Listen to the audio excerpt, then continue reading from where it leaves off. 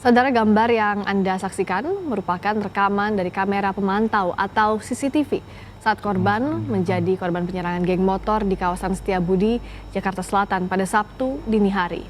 Korban saat itu tertinggal dari iring-iringan sahur on the road ketika dari arah berlawanan melintas kelompok geng motor dan melakukan penyerangan dengan senjata tajam.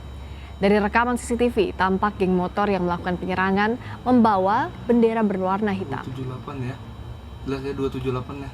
Kelihatan.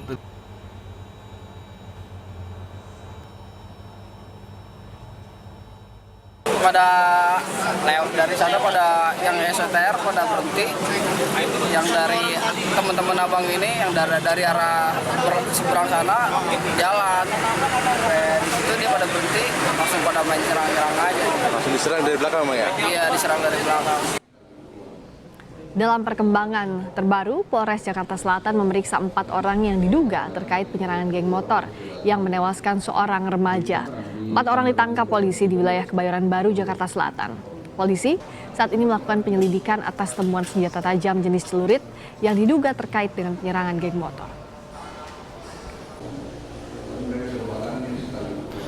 Dari tim sudah berhasil mengamankan seseorang yang kita duga dia bersama dengan pelaku, ya, dan juga pada saat bersamaan juga waktu yang tidak lama setelah kejadian penganiayaan tersebut, ya, di wilayah Kebayoran Baru, kami berhasil dari tim Eagle One dan juga gabungan Polsek dan Polres berhasil mengamankan 4 orang menggunakan, mereka membawa senjata tajam, yang mana salah satunya itu ada celurit yang kita lihat di situ ada bercak darah.